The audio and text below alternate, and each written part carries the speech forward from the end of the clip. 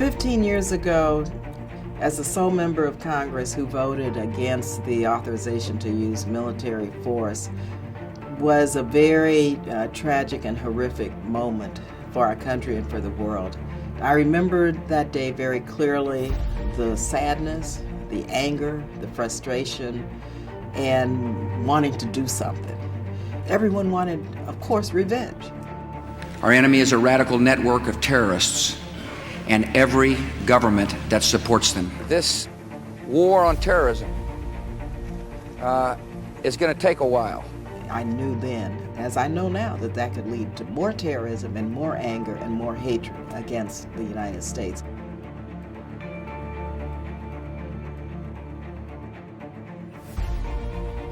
That's not how you bring those responsible to justice, and that's not how we seek global peace and security, which of course is the goal that we have.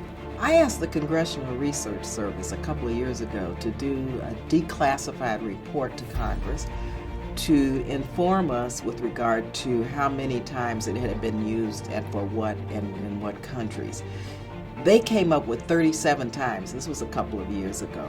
There had been a large explosion in what they believed to be sort of the ISIS headquarters. You can just name any military activity in the last 14 or 15 years. It's been used for it. It was used to justify the operation in Libya. And now, of course, in Syria. I mean, we don't know what the costs and consequences are of these new wars. And so I'm concerned that we have not developed a strategy for global peace and security, but rather a strategy to create more wars, which ultimately do not keep the United States any safer. It's time to repeal the 2001 and 2002 Iraq resolutions. So 2001 was Afghanistan, they say. I mean, it did not even designate a country. 2002 was Iraq. And so we need to repeal those resolutions, one. Secondly, we need to debate and decide whether or not we're going to authorize these new wars.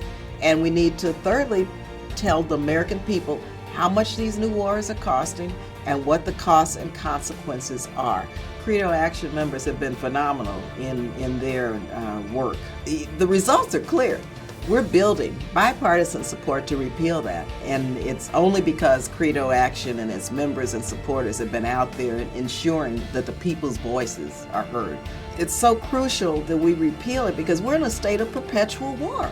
You know, our children and our grandchildren deserve better. I mean, can you imagine going another 15 years in a state of war without the American people saying, yes, this is something we want done, or no, we don't believe this is the correct strategy?